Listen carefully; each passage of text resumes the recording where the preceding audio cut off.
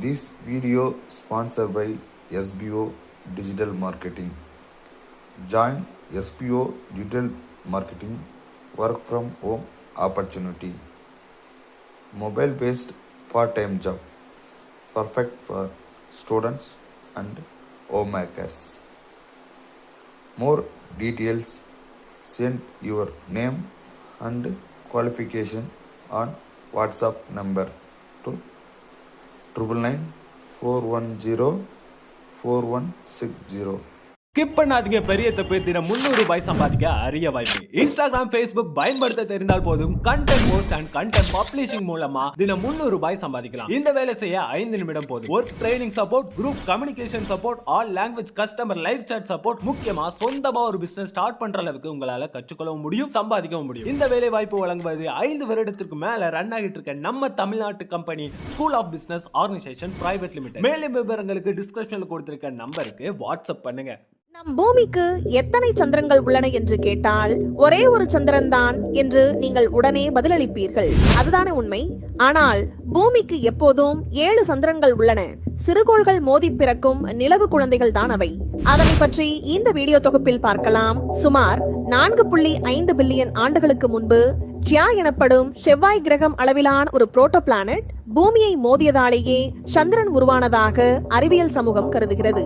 அந்த மோதலால் ஏற்பட்ட பாறை துண்டுகள் விண்வெளியில் சிதறி ஒன்றிணைந்த நிலவாக உருவாகின.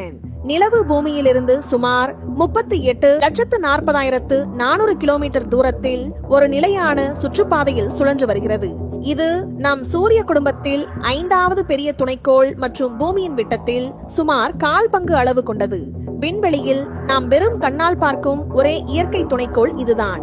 இது பூமியின் ஈர்ப்பு விசையால் நிரந்தரமாக பிணைக்கப்பட்டு பல பில்லியன் ஆண்டுகளாக நமக்கு துணையாக உள்ளது. நிலா நம்முடைய ஒரே நிரந்தர துணைக்கோள் என்பது மறுக்க முடியாத உண்மை. ஆனால் பூமிக்கு எப்போதும் 7 சந்திரன்கள் உள்ளன என்ற கூற்று எங்கிருந்து வந்தது? இங்குதான் தற்காலிக துணைக்கோள்கள் மற்றும் குவாசி துணைக்கோள்கள் என்ற சுவாரஸ்யமான கருத்துக்கள் வருகின்றன. விஞ்ஞானிகள் நம் பூமிக்கு அவ்வப்போது மினி மூன்கள் எனப்படும் தற்காலிக இயற்கை துணைக்கோள்கள் கிடைப்பதாக கண்டறிந்துள்ளனர்.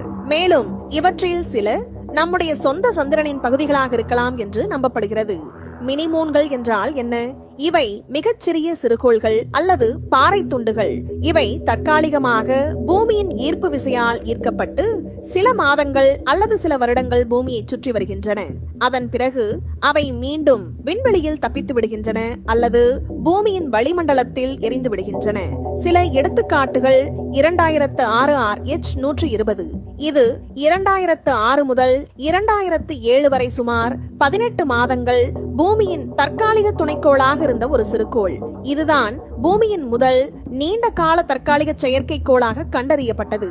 2024 பிடி 2024 பூமியின் தற்காலிக மினிமூனாக சில வாரங்கள் இருந்தது.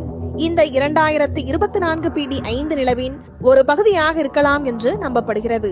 இதன் அளவு சுமார் 7 முதல் 13 மீட்டர் விட்டம் கொண்டது. விஞ்ஞானிகளின் கணக்கீடுகளின்படி ஒரு மீட்டர் விட்டம் கொண்ட சுமார் 6.5 மினிமூன்கள் எப்போதும் பூமி சந்திரன் அமைப்பில் தற்காலிகமாக சுழன்று கொண்டிருக்கலாம் என்று கூறப்படுகிறது.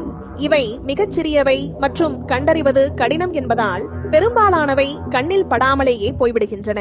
பூமிக்கு எப்போதும் 7 சந்திரங்கள் உள்ளன என்ற கூற்றுக்கு மிக முக்கியமான விளக்கம் குவாசி துணைக்கோள்கள் என்ற கருத்துதான்.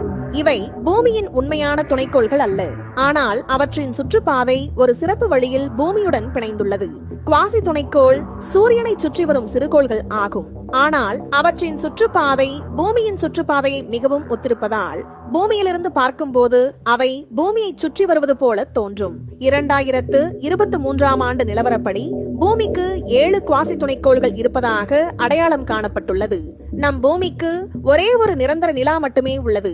ஆனால் தற்காலிகமாக பூமியின் ஈர்ப்பு விசையால் ஈர்க்கப்பட்டு சில காலம் நம்மை சுற்றி வரும் மினிமூன்கள் உள்ளன. இவற்றில் சில சிறுகோள்கள் நிலவின் மீது மோதியதால் சிதறிய பாறை துண்டுகளாக இருக்கலாம். அத்துடன் சூரியனை சுற்றி வரும் ஆனால் பூமியுடன் ஒரு குறிப்பிட்ட ஈர்ப்பு பிணைப்பில் உள்ள குவாசி துணைக்கோள்கள் பல உள்ளன. இந்த பிணைப்பு காரணமாகவே அவை பூமியை சுற்றி வருவது போல தோன்றும். இந்த பிரபஞ்சம் நமது கற்பனைக்கு எட்டாத பல சிக்கலான இயக்கங்களையும் ஈர்ப்பு விசையின் அற்புதங்களையும் உள்ளடக்கியது.